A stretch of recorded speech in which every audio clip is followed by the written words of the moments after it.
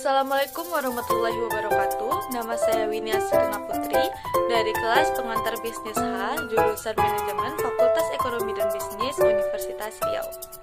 Pada kesempatan kali ini, saya akan mempresentasikan materi mengenai manajemen sumber daya manusia dan manajemen keuangan dalam bisnis.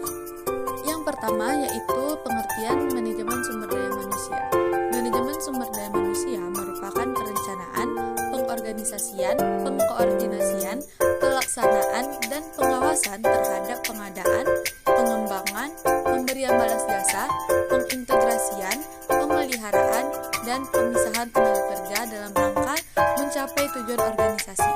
Dikatakan juga oleh Rifai 2005, adanya manajemen sumber daya manusia sangat penting bagi perusahaan dalam mengelola, mengatur, mengurus, dan menggunakan sumber daya manusia sehingga bisa berfungsi secara efektif, produktif, serta efisien untuk mencapai tujuan perusahaan.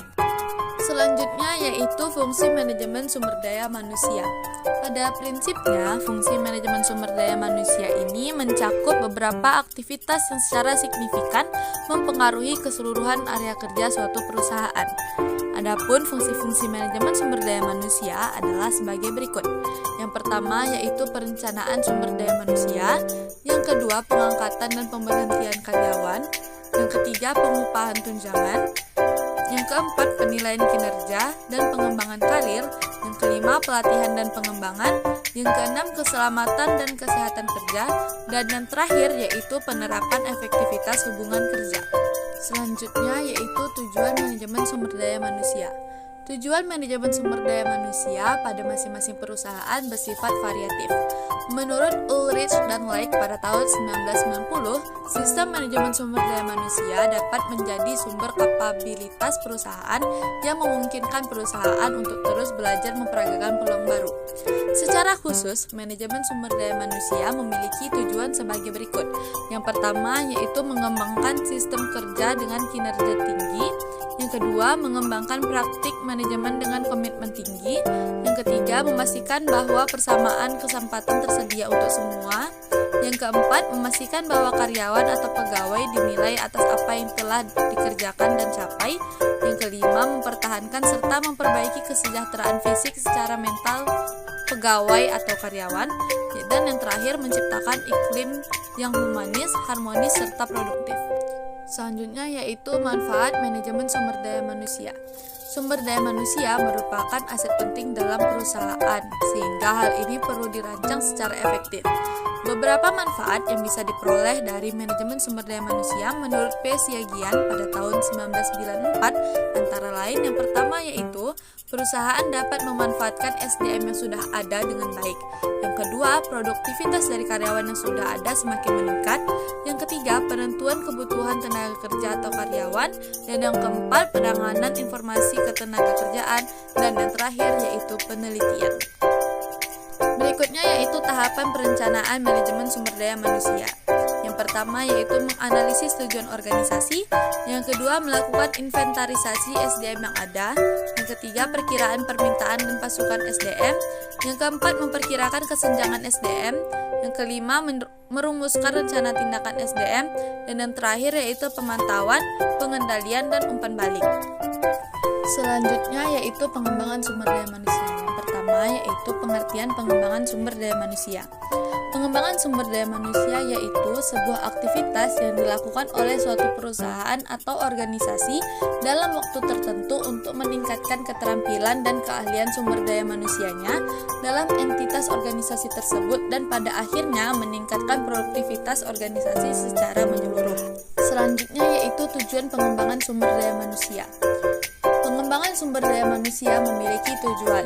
Secara umum, sebenarnya tujuannya yaitu untuk meningkatkan kualitas para pekerja atau individu melalui program pendidikan dan pelatihan. Namun, secara terperinci, tujuan-tujuan pengembangan sumber daya manusia yaitu yang pertama, untuk dapat meningkatkan produktivitas dalam pekerjaan.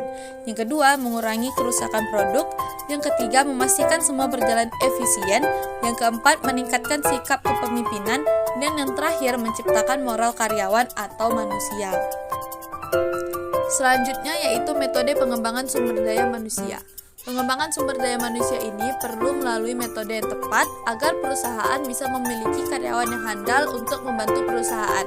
Metode-metode pengembangan sumber daya manusia antara lain yaitu yang pertama pelatihan atau training, yang kedua magang, yang ketiga pendidikan, yang keempat rotasi kerja, yang kelima studi banding, yang keenam uji kompetensi, yang ketujuh coaching, dan yang kedelapan outbound.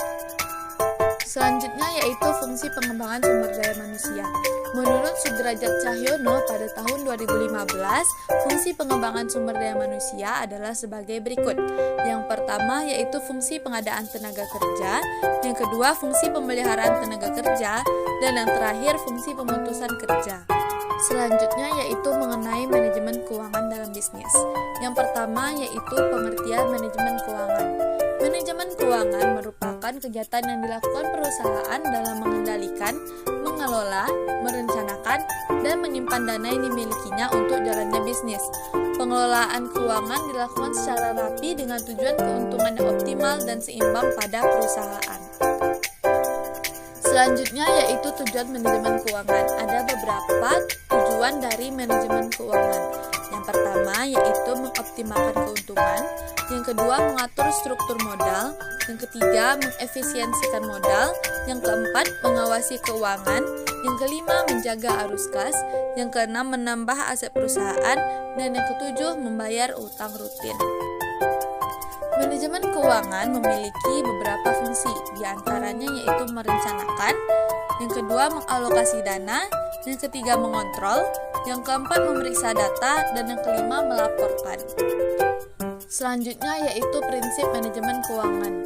Dalam melaksanakan programnya, orang-orang yang ditugaskan dalam keuangan harus mempunyai prinsip di bawah ini, yaitu integritas, akuntabilitas, konsistensi, kelangsungan hidup, dan yang terakhir yaitu transparan.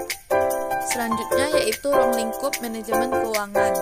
Ada ruang lingkup yang harus diperhatikan dalam pengelolaan keuangan agar perencanaan keuangan berjalan dengan lancar, yaitu yang pertama keputusan pendanaan. Ruang lingkup yang pertama ini menyangkut kebijakan divisi keuangan dalam mencari pendanaan untuk perusahaan.